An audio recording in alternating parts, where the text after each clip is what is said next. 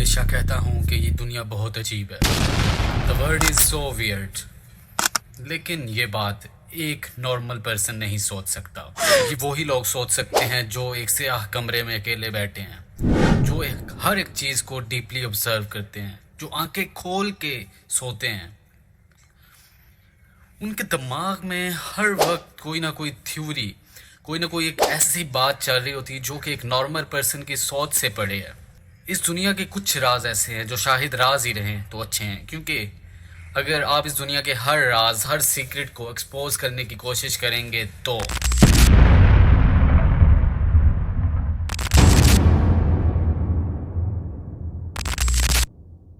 आपको पता है कि इस दुनिया की सबसे बड़ी पावर क्या है? पैसा। इस पावर का यूज करके आप दुनिया का कोई भी काम करवा सकते हैं। You can literally control the world. ये दुनिया अमीर लोगों से भरी पड़ी है। अगर मैं उन सब के नाम लेना शुरू करूं तो शायद मैं थक जाऊं, लेकिन अमीर लोगों की ये लिस्ट ख़त्म नहीं होगी।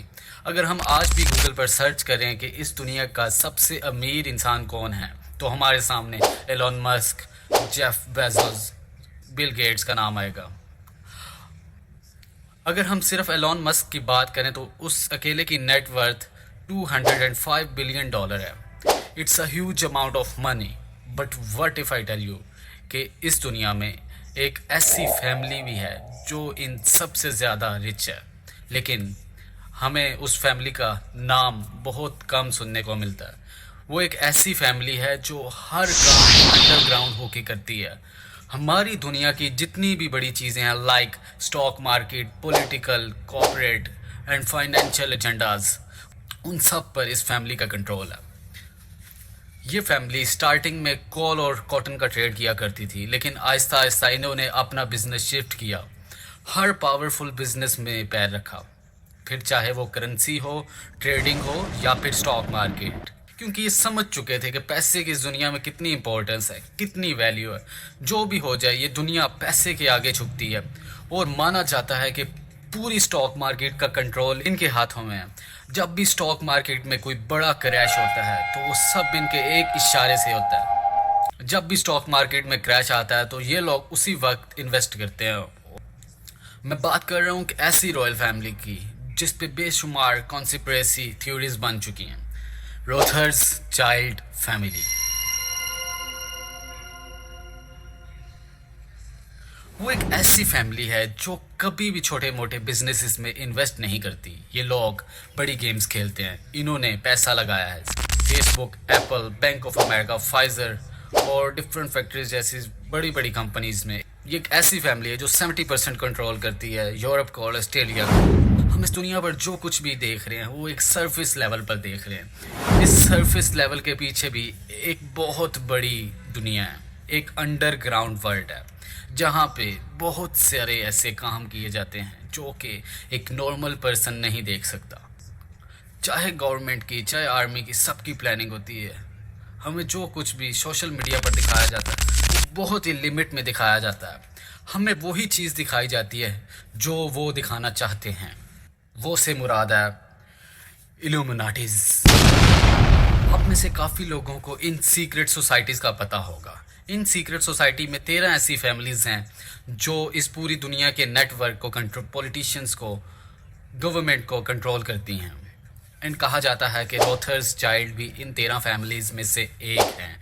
इन फैमिलीज़ के पास इतना पैसा है कि कहा जाता है कि ये फैमिलीज़ लोन देती हैं, किसी आम इंसान को नहीं, गवर्नमेंट को।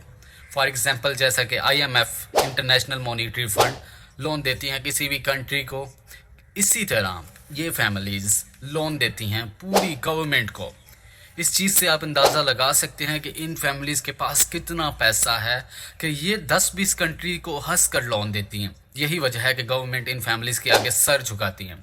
एक बहुत ही फेमस ऑथर हैं जिन्होंने बहुत साल इन सीक्रेट सोसाइटीज़ को स्टडी किया, एक बुक लिखी जिसका नाम द 13 ब्लड लाइन ऑफ इल्यूमिनाटीज़, जिसमें इन्होंने लिखा कि ये 13 फैमिलीज़ शैतान की पूजा करती हैं। अब क्योंकि ये एक सीक्रेट सोसाइटी है तो ये बात भी सीक्रेट रहनी चाहिए।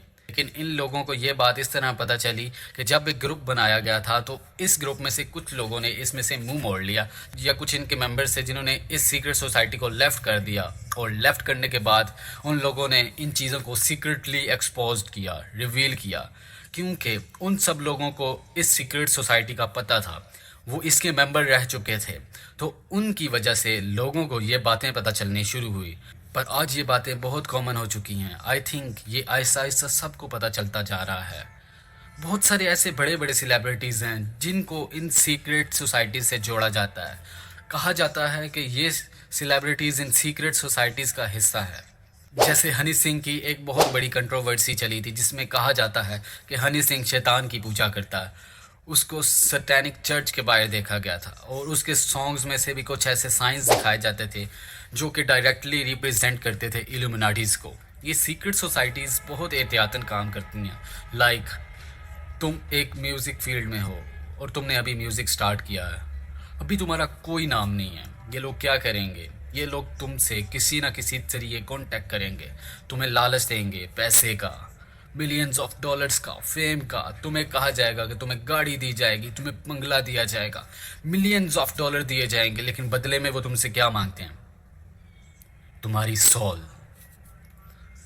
तुम्हें अपनी सॉल बेचनी पड़ती है इन लोगों को, और अगर तुमने इन लोगों को अपनी सॉल बेच दी तो तुम्हें बहुत फेम मिलेगा, इंस्टेंटली फेम मिलेगा, तुम रातों रात बहुत फेमस हो जाओगे। अब ये बात सच है कि इन 13 फैमिलीज़ के पास इतनी वेल्थ है, इतनी पावर है, लेकिन फिर भी ये लोग शो ऑफ नहीं करवाते। अगर आज भी आप गूगल करें तो आपको इन फैमिलीज़ के बारे में बहुत लिमिटेड सी इन्फॉर्मेशन मिलेगी। हमें सिर्फ वही इन्फॉर्मेशन दिखाई जाएगी जो वो दिखाना चाहते हैं, क्योंकि पूरी दुनिया के नेटवर्क का कंट्रोल इनके पास है। इनका जो दिल करेगा हमें वही दिखाएंगे, इससे ज़्यादा हम नहीं देख सकते। हाँ, अगर तुम इन सीक्रेट सोसाइटीज़ का हिस्सा हो और अचानक से तुम इसको लेफ़्ट करना या इसको एक्सपोज करने की कोशिश करो तो तुम गायब करवा दिए जाओगे या फिर मरवा दिए जाओगे।